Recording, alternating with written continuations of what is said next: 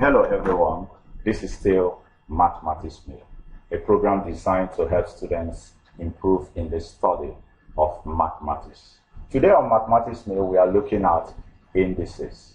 Indices is an important topic in mathematics because it forms a solid foundation for some other topics like theory of logarithm.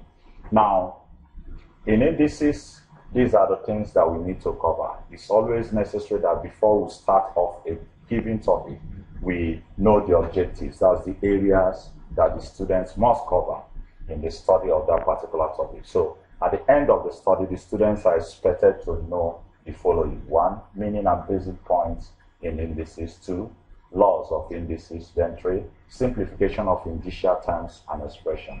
Then 4, indicial equations. That's equations involving indices. So we are going to begin quickly. Make sure you stay away from all forms of distraction. Anything that will distract you, just stay away from it as we begin this wonderful journey. Remember, there is need for you to subscribe to our YouTube channel and also follow us on Facebook. Very important. It's very, very important. All right, let's start off immediately. So we are going to start with the first objective, which is on meaning and basic points in indices. Okay? Let's begin. So let's start by defining index. From there we now get indices. So we say the index of a given number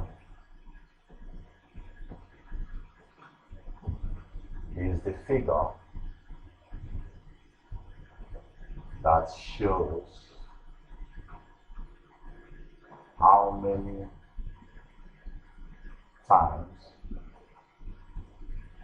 the given number will multiply itself.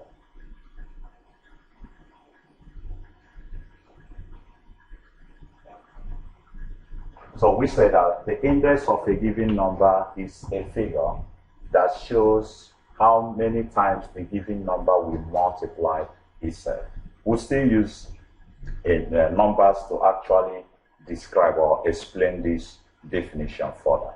But before then, remember we are interested in indices. So what is indices now? The plural form of index is what? Indices. So indices is the plural of what? Index. The plural of index. So the index of a number shows us the number of times that particular number will multiply itself. That's the index of a number. So in indices, we are just interested in looking at numbers that have what? Index. Numbers that have index. So we can go further. Remember, we say meaning and basic points in indices. Another name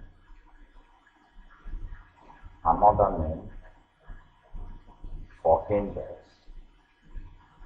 is power or exponent.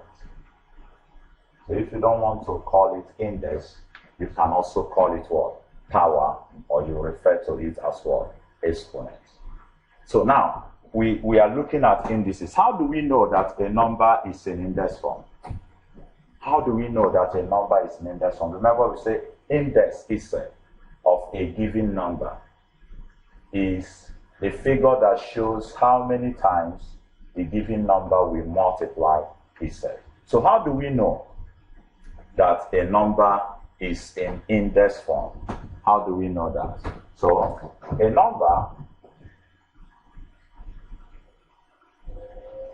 is in index form if it is written as this. Wow. Look at it. So whenever we have a number in this form, this number is no longer in ordinary form. This number is in index form, where where, let's say, where A is what we call the base and S is the power or index or exponent. Okay, beautiful. That means this S is the exponent. This A is the word base. This is the power, this is the index, this is the exponent. So when we go back to the definition, we say the index of a given number is the figure that shows how many times the given number will multiply itself. So if X is the index, what this S is showing us is how many times A will multiply itself. So A raised to power S means that we need to multiply A X times. X times. So that's what index shows us. The index shows us how many times a given number will multiply itself. So if we go further, I believe you have taken note of the objectives, so let's claim it and use numbers. So using numbers now to illustrate that, using numbers, we have, if I have 2 raised to power 3, 2, the index here is 3. Now, the index is 3, the base is what? 2. So this is the base, this is the index, or what you call power. We have said another name for index is power, or you call it what? Exponent. Now, this index shows us how many times 2 will multiply itself. Like here we have 2 raised to power 3, meaning that 2 times 2 times 2, that means 2 needs to multiply itself 3 times because of this power of what? 3. Because of the power of 3. So 2 raised to power 3 means 2 times 2 times 2, because this is the index. The index shows us how many times a given number will multiply itself. So if I have 5 raised to power 3 again, I'll have 5 times 5 times 5. If I have, let's say I have 10 raised to power 4, it is 10 times 10 times 10 times 10. So if we multiply this now, this is 8. So you now see that 8, we can write 8 in 3 different ways, just as 8, or 2 times 2 times 2, or 2 raised to power 3. So when we write 8 like this, it is in index form. When we write 8 like this, it's in ordinary form. You see that? So this is the ordinary form of 8, and this is the index form of 8, using 2 as the base. This is ordinary form of 1, 2, 5, while this is the index form. So whenever you have a number that has power, and we have a number with power, with index, that number is said to be in index form. So this number is in index form. Why? We have a base and a power. If I have x raised to power 5, this is in index form. We have the base, which is x, and we have the power, which is 5. This is still x times x times x times x and times x. 1, 2, 3, 4, 5. Multiplying x 5 times.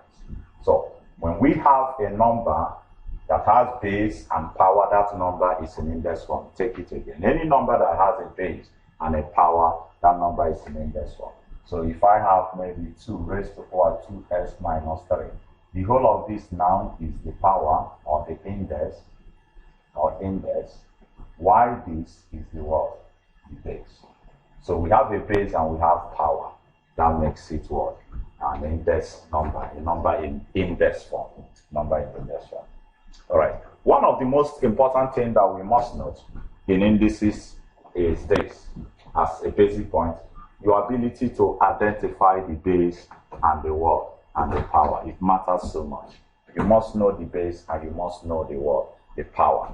Now, before we end this particular episode of the video, that's the introduction to indices, there is need for us to look at one important thing. Again, remember I said a number is in index form when it has a base and word, a power. So let me put it down again. A number is in index form if it has a base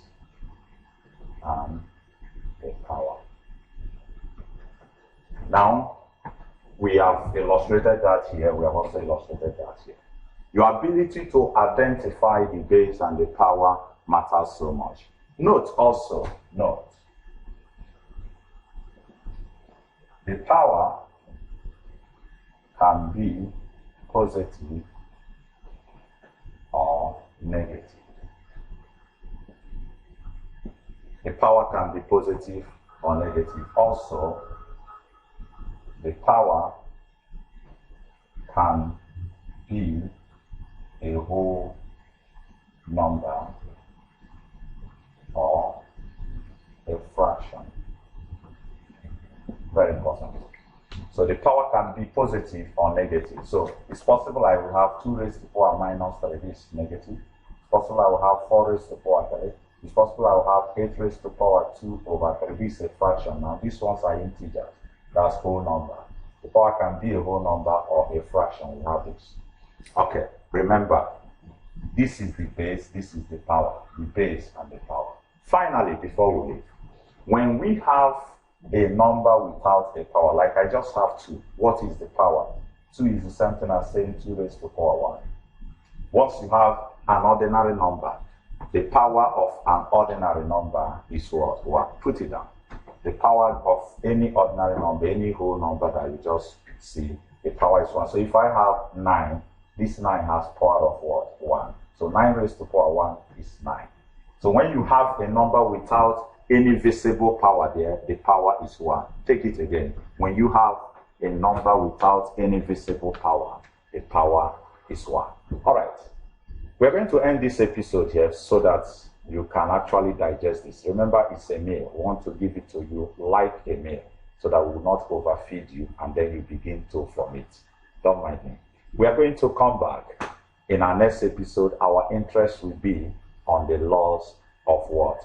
Of indices. But remember, the things that we just explained in this particular part of indices. At least you now know what we mean by index.